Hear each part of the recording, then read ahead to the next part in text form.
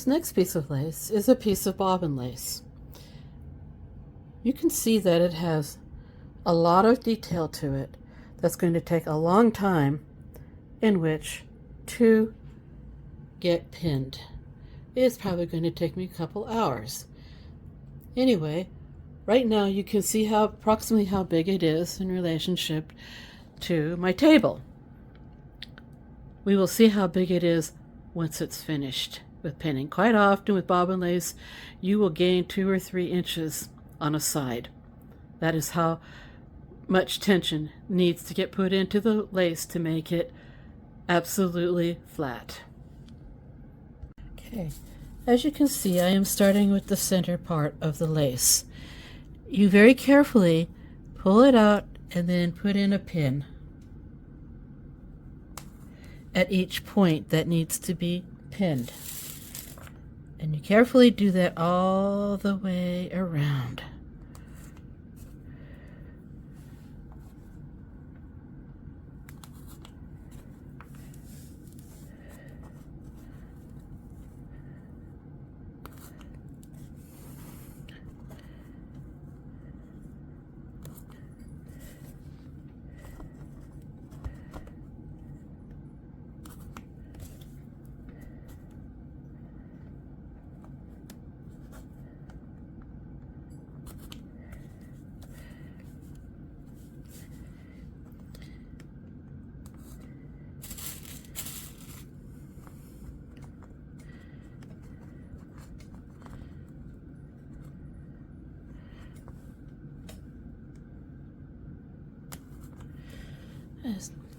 What that does is it starts to set everything in nice flat positioning. Then you do the next round.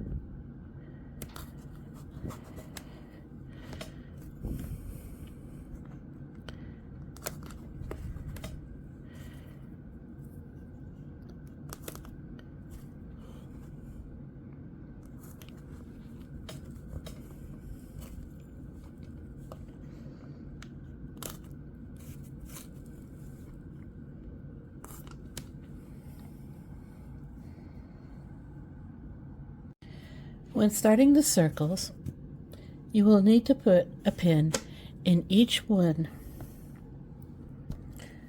of the little triangles that you see all the way around. You set those circles, and then you can come back in and do the rest of the inside on this particular one. If I pulled the center too far out first, then we would have a bit of an issue.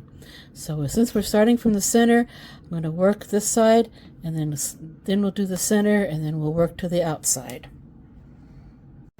Now, as you can see, the first phase of this one corner is finished. I have not had to put pins in the middle for those bars, due to the fact that by putting the pins all the way around the outer circle, it drew everything nice and tight.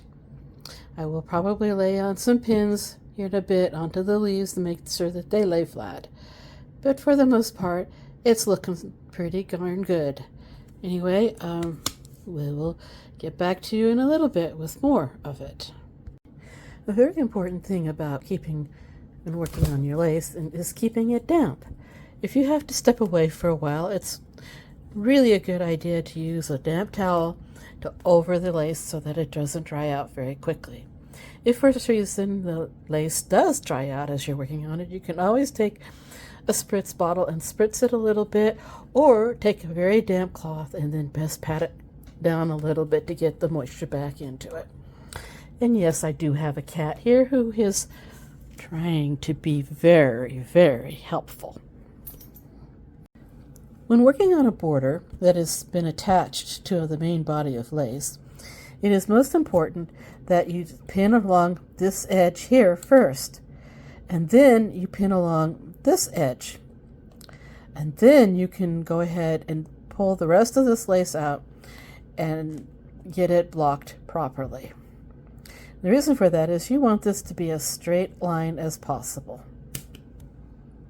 After pinning this piece of lace with just under 1,000 pins, the size has gone from 23.5 inches to 25.5 inches. In the morning when it is dry, I will pull all of the pins and you'll get to see how beautiful it turned out. Now that this beautiful piece of lace has dried, you can see the difference in its color.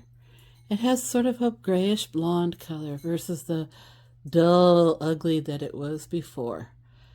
This is when you know you've gotten your lace very, very clean. And it's absolutely beautiful.